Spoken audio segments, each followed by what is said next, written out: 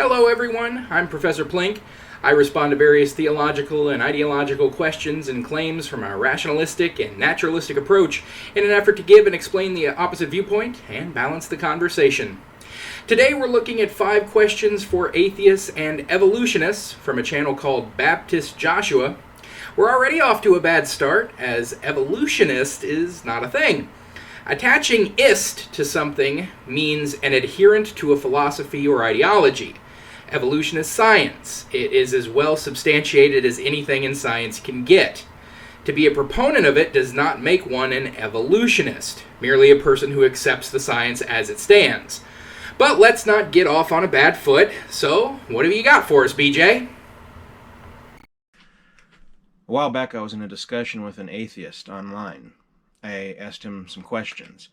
The first one I asked him was, are you an animal? Yes, I am an animal. Humans, or more specifically known as Homo sapiens, are biological organisms that feed on organic matter, have specialized sensory organs, nervous systems, and are able to respond rapidly to stimulus. In every way that the term animal is defined, so too are we. If you're an animal, here's the questions I have.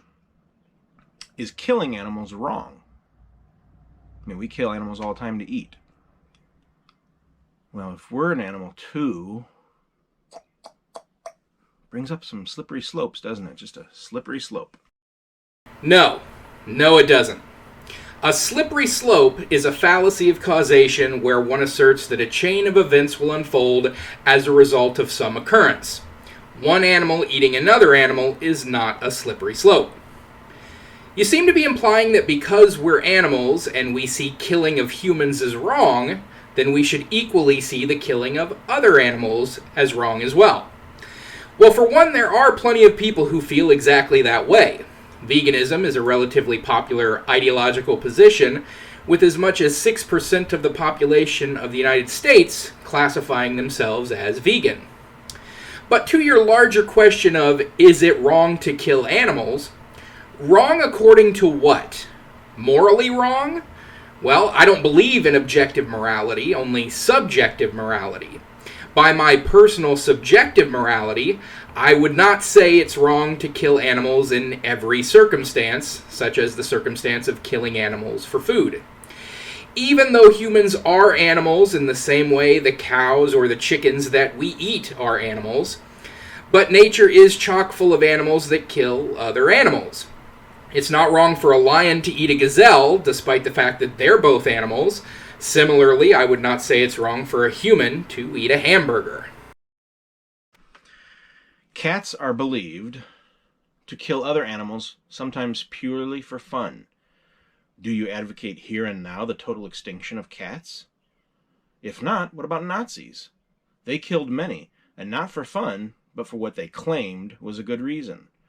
So then are you saying that they were justified? So, your analogy is cats killing for fun is okay, so the Nazi genocide must be okay? Or, conversely, if the Nazis weren't justified, then I must advocate the extermination of all cats everywhere? Alright, let's try to sift through this. Cats hunt because it's their instinct to do so.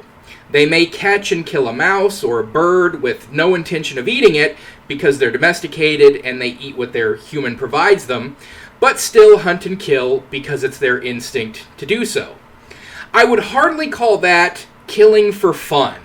But even if you would, there is a far cry difference between that and what the Nazis did. For starters, Nazis were killing other humans. When a group of cats organized themselves to commit genocide against a certain type of other cats, you can try to make that analogy again.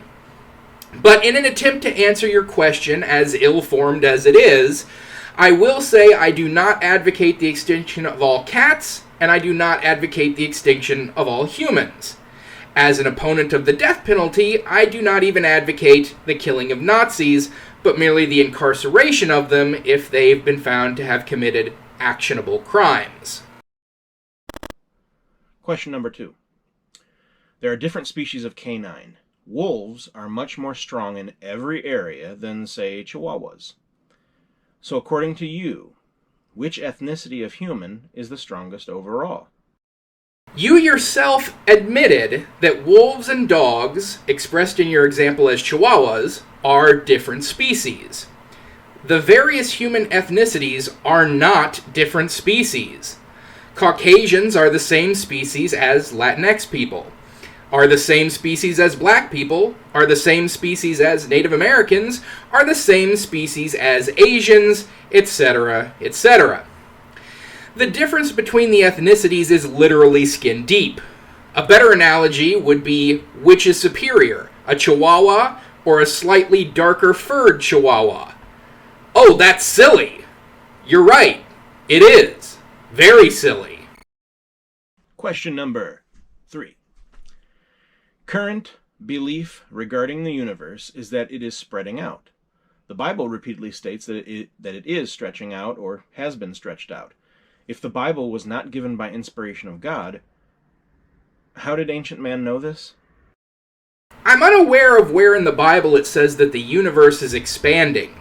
If you're referring to Isaiah 40:22, where it says that God stretches out the heavens like a curtain and spreads them out like a tent to dwell in, that doesn't seem to say that the universe is currently expanding, only that God expanded it at one time to its full size. If it says anything about current or ongoing expansion, I'd be interested to see it, but let's take you at your word that the Bible does say that.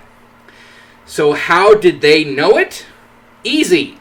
They didn't. If indeed the belief of people at the time was that the universe was expanding, then they coincidentally got it right. There are many other aspects of cosmology in the Bible that they got well and truly wrong, like the claim that the earth was created before light itself. In Genesis 1, at the very beginning of the Bible, in the beginning God created the heavens and the earth was without form and void, and darkness was upon the face of the deep. And the Spirit of God moved upon the face of the waters. And God said, "Let there be light," and there was light. We know that our sun existed long before the earth did, and in fact that the earth formed from our sun's accretion disk. So the light produced from our sun was around long before the planet was. So let's not act like the Bible nails cosmology right on the nose. Question 4. How did the Bible get it right that there are springs of the sea, when this was not discovered until 1965 with the advent of deep sea vehicles?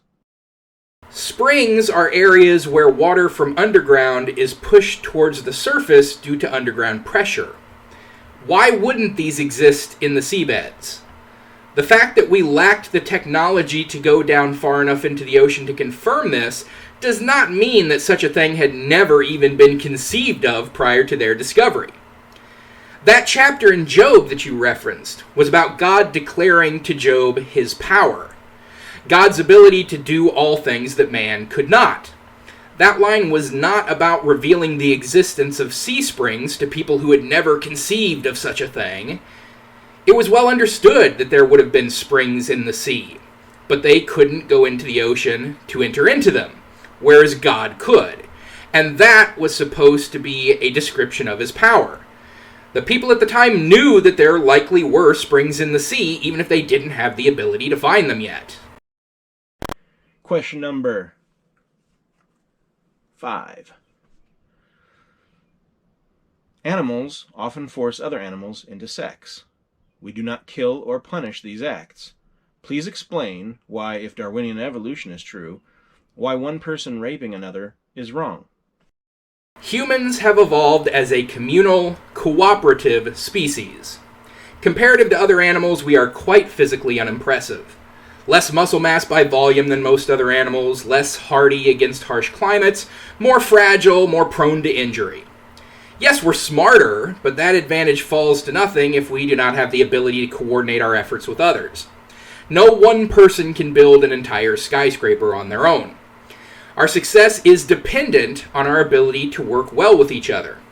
That is dependent on our establishment of societal norms, values, and behaviors that promote social cohesion.